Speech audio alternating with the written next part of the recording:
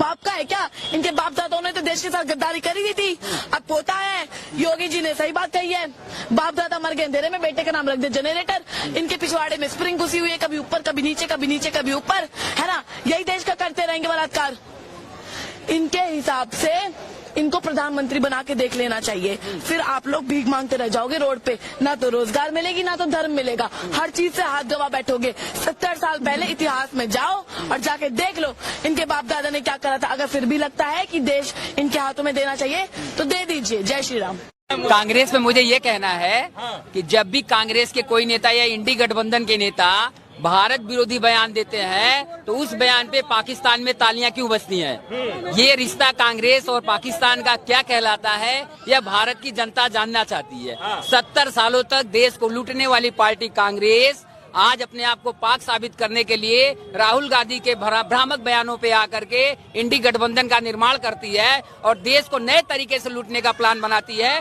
तो वो चाय वाले का नारा जो 400 पार है, जनता 400 पार से अधिक देगी और अगला चुनाव जो 2029 का होगा जिसमें गाय वाला प्रधानमंत्री बनेगा और 541 पार्लियामेंट की सीटों में मैं ये चैलेंज करके जाता हूँ कि 500 सीट बीजेपी के लिए रहेंगी और नारा होगा 500 हमारा है और 41 में बंटवारा है जिसमें राहुल वगैरह सब साफ हो जाएंगे। ये देखो, जब इंसान को अंदर से कोई दुख होता है ना तभी वो बात, उसकी बात बाहर निकलती। बाकी ये महंगाई में बात नहीं करूंगा, एक ही बात में 100 बात में एक बात में करूंगा।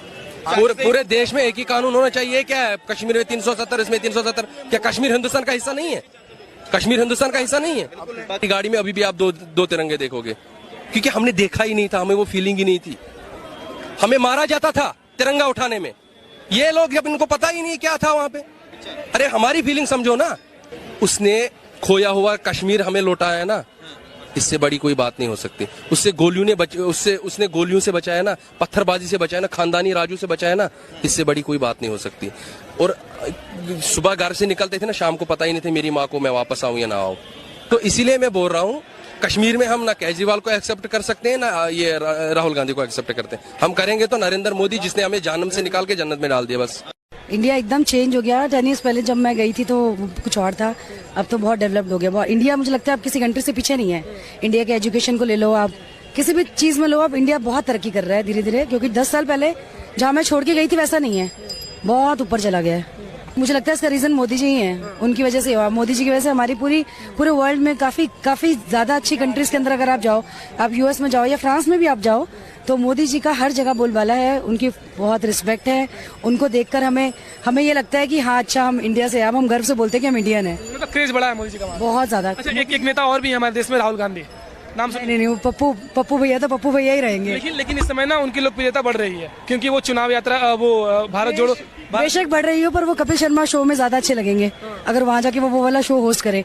हम लोग वीडियोस रात को सोने से पहले थोड़ा अपने मनोरंजन के लिए वीडियोस देखते हैं तो उन्हीं की देखते हैं, जैसे कि हम कपिल शर्मा की देखते हैं, तो वो उसी लायक हैं वो। मेरा राहुल जी से एक सवाल है।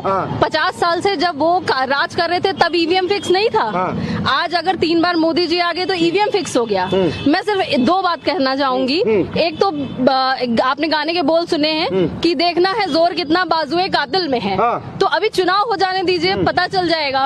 और राहुल जी की बात करें तो रामलीला मैदान से आज उन्होंने स्वयं अपनी हार स्वीकार करी है। तो ये ऐसा नहीं होना है। हार कहाँ स्वीकार की है? अरे वो कह रहे हैं मैच फिक्स है, ये है वो है। आप देखते रहिए अभी आगे, अभी चुनाव के नतीजे आ जाएंगे तो पता चल जाएगा कि ईवीएम फिक्स था कि जो है जनता भ्रमित हुई। भ्रमित भाषण देने से, बड़ी बड़ी बातें करने से कुछ नहीं होता। मोदी जी आके क्या ये कह रहे हैं कि आपने 50 साल से जो है ईवीएम हैक कर रखा था? उन्होंने तो ऐसा कोई बयान नहीं दिया। आप बार बार ईवीएम का रोना ही क्यों रोते हैं? वाह वाह अम्मा वाह, आज तुम बोल रही हो, कल को पूरा पाकिस्तान बोलेगा।